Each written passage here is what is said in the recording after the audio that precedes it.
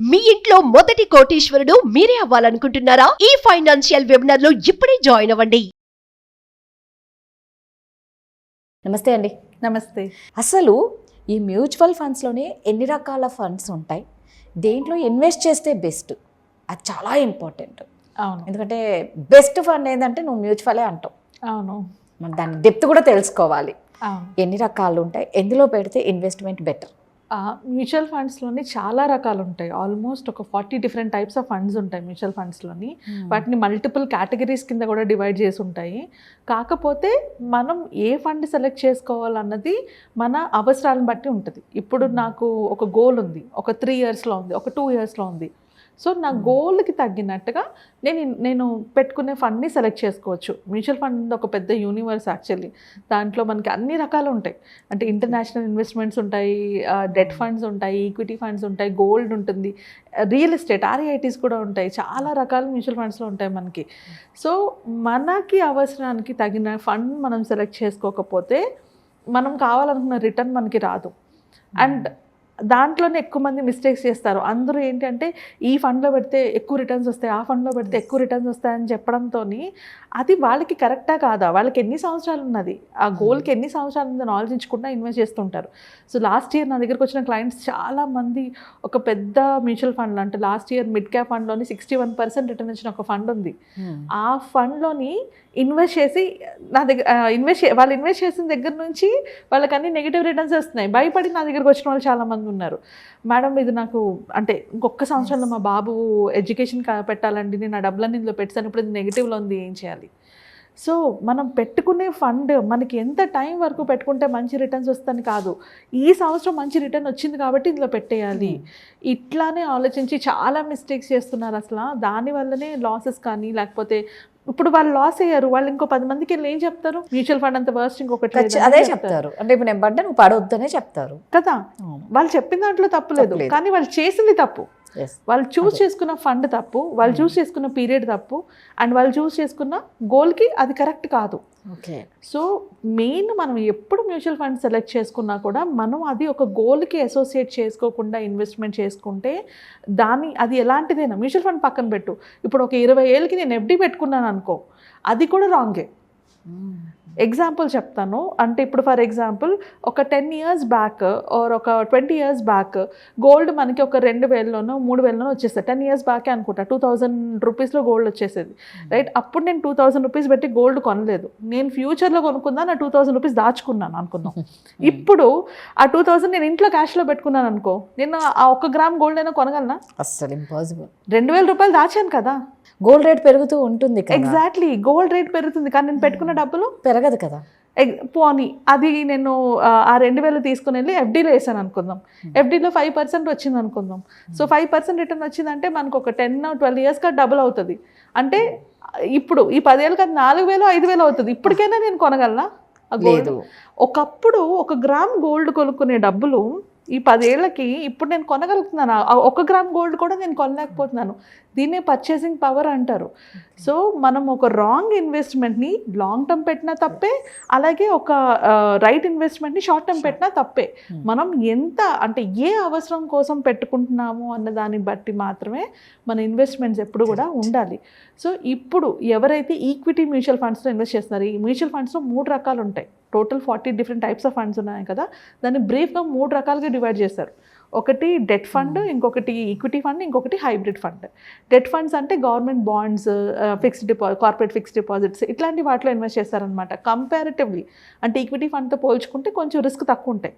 మనకి మ్యూచువల్ ఫండ్లో ఒక రిస్కోమీటర్ చూపిస్తుంది, లో, మీడియం, హై అనేసి. సో మోస్ట్లీ డెట్ ఫండ్స్కి మనకి లో టు మీడియంలో ఉంటాయి. ఓకే. నెక్స్ట్ వచ్చేటప్పటికి ఈక్విటీ ఫండ్స్కి వచ్చేటప్పటికి చాలా ఉంటాయి వీటిలో కూడా, కాకపోతే ఇవన్నీ స్టాక్ మార్కెట్లో పెడతారనమాట. సో ఈక్విటీకి ఎక్కువ రిస్క్ ఉంటుంది. మ్యూచువల్ ఫండ్స్లో హైయెస్ట్ రిస్క్ ఉన్నది ఈక్విటీస్కి మాత్రమే, ఈక్విటీ మ్యూచువల్ ఫండ్స్కి మాత్రమే. సో ఈ ఈక్విటీ మ్యూచువల్ ఫండ్ సెలెక్ట్ చేసుకునేటప్పుడే జాగ్రత్తగా ఉండాలి, లాంగ్ టర్మ్ పెట్టుకోవాలి.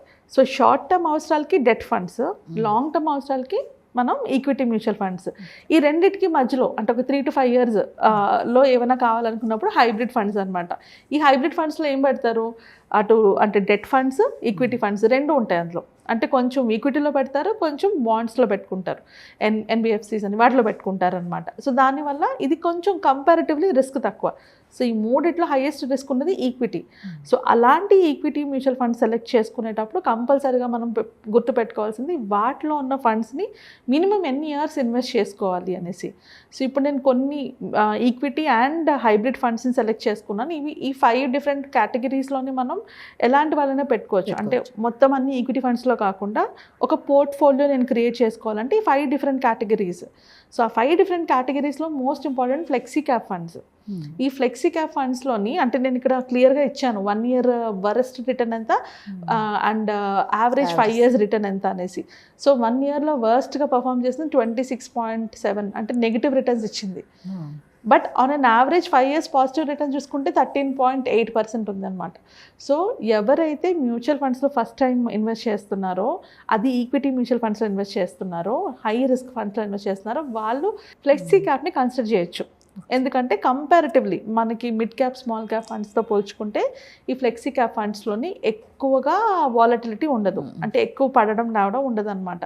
సో కంపారిటివ్లీ అది గుడ్ ఆప్షన్. అంటే ఎలాంటి మార్కెట్ అని ఇప్పుడు మార్కెట్ పడుతుంది, ఇలాంటి టైంలో కూడా ఫ్లెక్సీ క్యాప్ అనేది గుడ్ ఆప్షన్. అలాగే మార్కెట్ పెరుగుతున్న టైంలో కూడా ఫ్లెక్సీ క్యాప్ అనేది గుడ్ ఆప్షన్. ఎందుకంటే ఈ ఫ్లెక్సీ క్యాప్లోని ఫండ్ మేనేజర్ చేతిలో ఉంటుంది అనమాట. డిఫరెంట్ కేటగిరీస్లో మూవ్ చేసుకునే ఇది ఆయనకి ఫ్లెక్సీ క్యాప్లో ఉంటుంది ఫండ్ మేనేజర్కి. నెక్స్ట్ వచ్చేటప్పటికి mid cap funds. Mid cap ఫండ్స్లోని వర్స్ట్ పర్ఫామ్ చేసింది 1 ఇయర్లో వచ్చింది 27.3% రిటర్న్ అయితే highest 16%, 5 years on an average 16% returns వచ్చాయి. సో ఇది ఖచ్చితంగా మోర్ దాన్ 7 ఇయర్స్ ఉండాలి. మిడ్ క్యాప్ ఫండ్లో కానీ స్మాల్ క్యాప్ ఫండ్లో కానీ మనం ఇన్వెస్ట్ చేసుకోవాల్సి వచ్చినప్పుడు మోర్ దాన్ 7 ఇయర్స్ ఇన్వెస్ట్ చేసుకోగలిగితేనే దాంట్లో పెట్టాలి. అదే ఫ్లెక్సీ క్యాప్ కంటే మోర్ దాన్ 5 ఇయర్స్, ఒక 5 ఇయర్స్ మినిమం అయినా ఇస్తే మంచి రిటర్న్స్ వస్తాయి. అదే మిడ్ క్యాప్ అండ్ స్మాల్ క్యాప్కి 7 and above నన్ను అడిగితే ఇంకా ఎక్కువే ఉండాలి. అంటే లాంగ్ టర్మ్ రిటైర్మెంట్ గోల్స్కి అట్లాంటి వాటికి మనం స్మాల్ అండ్ మిడ్ క్యాప్లో పెట్టుకోవచ్చు. Next aggressive hybrid funds. ఇవి ఏంటంటే లెస్ దాన్ ఒక 5 to 7 ఇయర్స్ గ్యాప్లోని పెట్టుకోవడానికి. అగ్రెసివ్ హైబ్రిడ్ ఫండ్స్ అంటే ఏంటంటే ఎక్కువ ఈక్విటీ ఉంటుంది, కొంచెం డెట్ ఉంటుంది. దీనికి కూడా వర్స్ట్ రిటర్న్ 20.6% ఉంది వర్స్ట్ రిటర్న్, హైయెస్ట్ రిటర్న్ 11.9% ఉంది. And next balanced advantage funds. అంటే వీటిలో ఈక్విటీ అండ్ డెట్ బ్యాలెన్స్డ్గా ఉంటాయి. ఇది 50%, అది 50% ఉంటుంది.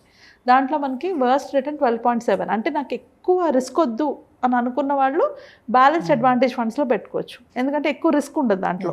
అలాగే రిటర్న్స్ కూడా ఎక్కువ ఎక్స్పెక్ట్ చేయలేం. 10.3% రిటర్న్స్ వచ్చాయి రఫ్గా. సో ఇది అంటే కొందరు ఉంటారు కదా, నేను ఎక్కువ రిస్క్ తీసుకోలేను, ఇప్పుడు నాకు అవసరం ఉంది, నాకు తక్కువ టైమే నేను పెట్టుకోగలను, అలాంటి వాళ్ళు దీంట్లో ఇన్వెస్ట్ చేసుకోవచ్చు.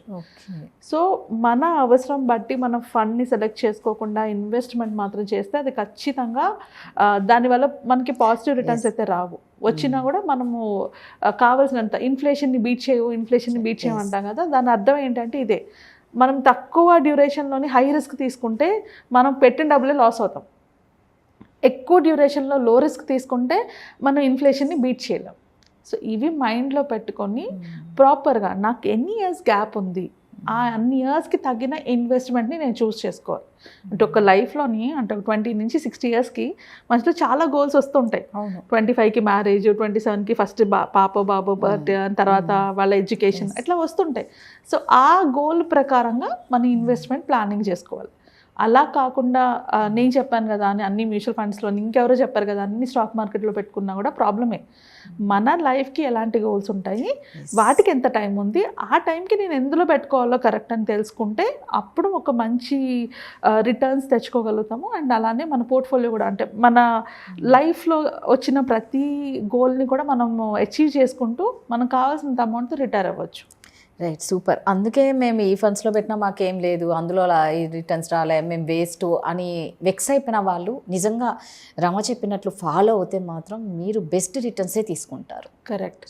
అలా ఏమైనా అంటే ఫైనాన్షియల్ ప్లానింగ్లో కానీ మ్యూచువల్ ఫండ్స్లో కానీ ఏమైనా డౌట్స్ ఉంటే మనం ఒక అప్కమింగ్ సెమినార్ కండక్ట్ చేయబోతున్నాం, వెబినార్.